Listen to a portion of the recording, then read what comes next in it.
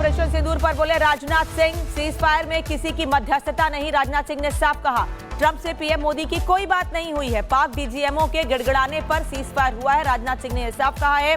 विपक्ष मांग कर रहा था, राजनाथ सिंह ने बात कही। सभापति महोदय, कल हमारे विदेश मंत्री ने लोकसभा में ये पूरी तरह से स्पष्ट No, I am not yielding, sir. Sir, it's not question of yielding. आपने उनका नाम लिया, उनको बोलने का अधिकार है। प्लीज, आपकी बात रिकॉर्ड पे जाएगी, आप बोले।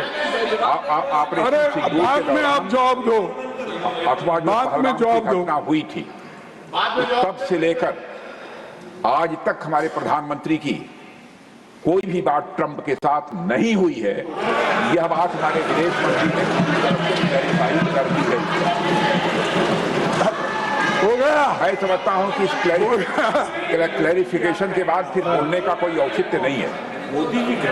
सर, और मैं फिर से इस बात को दोहराना चाहता हूं, सर, किसी के दबाव में यह ऑपरेशन सिंदूर स्थगित नहीं किया गया है। अध्यक्ष महोदय, ऑपरेशन सिंदूर यदि स्थगित हुआ है तो पाकिस्तान के मैं यील्ड नहीं हुआ। वहाँ की पॉलिटिकल लीडरशिप के कहने पर वहाँ के डीजीएमओ ने रिक्वेस्ट किया है। नहीं, वो बात बाद में सफाई दो ना। अरे समाप्त करिए साहब, तब जाकर यह राजनाथ सिंह जी स्थगित हुआ है। अभी नड्डा साहब बचे हैं, होम मिनिस्टर बचे हैं, वो सब डिपेंड करते हैं। आप जरा नहीं है, खामोशी से सुनिए। वहीं लोकसभा में आज देश के गृह मंत्री अमित शाह ने ऑपरेशन सिंदूर और मोदी सरकार पर सवाल उठाने वाली कांग्रेस पार्टी को चुन चुनकर जवाब दिया है। मोदी की मंशा पर सवाल करने वाली कांग्रेस पार्टी को उसी की भाषा में उसका इतिहास पढ़ा दिया। बता दिया कि कब, कहां और कैसे नेहरू से लेकर इंदिरा तक ने चीन और पाकिस्तान का साथ दिया है। रिपोर्ट आप देखिए।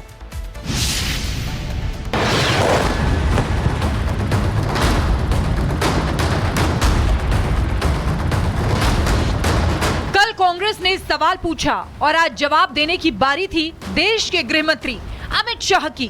संसद में गूंजा इतिहास का सबसे बड़ा हिस्सा।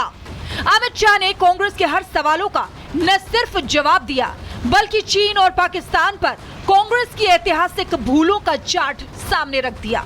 नेहरू से लेकर इंदिरा तक, सिंधु से लेकर शिमला तक, हर समझौते का पोस्टमार्टम देश के गृह मंत्री ने कर दिया। शाह ने संसद में नेहरू की नीतियों को राष्ट्रीय सुरक्षा के खिलाफ पहला अपराध करार दिया। ऑक्यूपाई कश्मीर का अगर अस्तित्व है तो जवाहरलाल नेहरू जी की ये युद्ध विराम के कारण है। इसका जिम्मेदार जवाहरलाल नेहरू है। 1960 में सिंधु जल पर भौगोलिक व रणनीतिक रूप से हम बड़े मजबूत थे और उन्होंने सिंधु समझौता क्या किया, 80% भारत का पानी पाकिस्तान को दे दिया।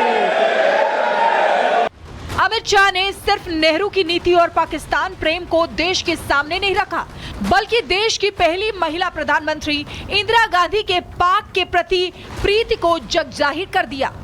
बताया कि कैसे कांग्रेस की कूटनीति ने भारत को ठगा, 1971 की जीत को अधूरा बना दिया।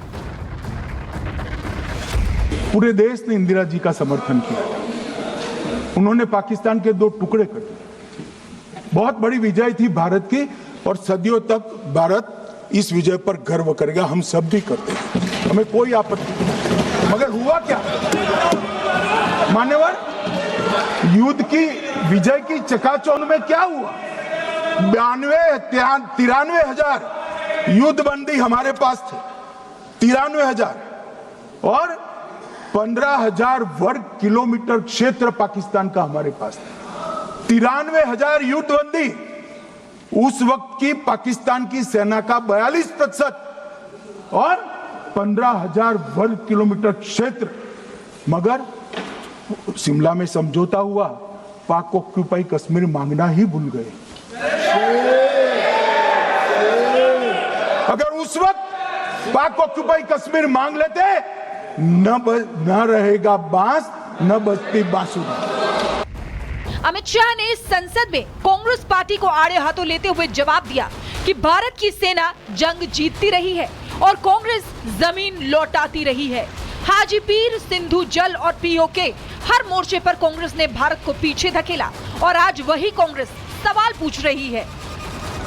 65 की लड़ाई में हाजीपीर जैसे स्ट्रेटेजिक जगह पर हमने कब्जा किया था, 66 में उसको लौटा दिया गया। शाह की ये लाइन इतिहास की सबसे बड़ी सर्जिकल स्ट्राइक जैसी थी। बिना गोली चलाए कांग्रेस को बेनकाब कर दिया। तो सवाल अब ये नहीं कि सरकार ने क्या किया, सवाल ये है कि कांग्रेस ने भारत के साथ क्या किया।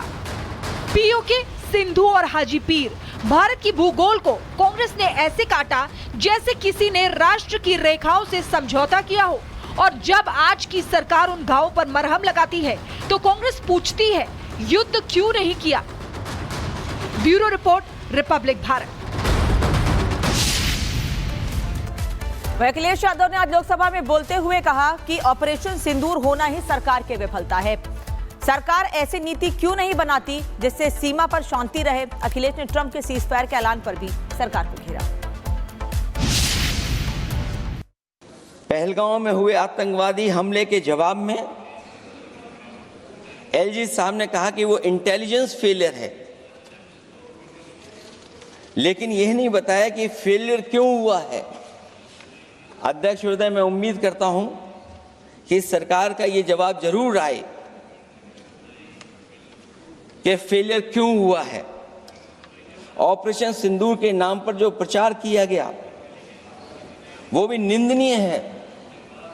सच तो यह है कि ऑपरेशन सिंदूर का होना ही सरकार की विफलता का प्रतीक है।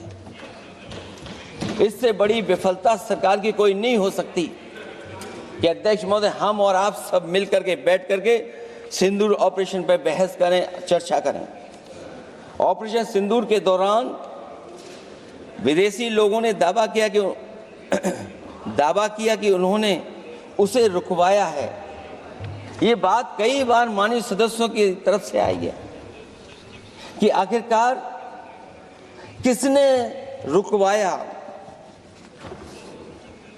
हमसे हमारी संप्रभुता खंडित हुई है।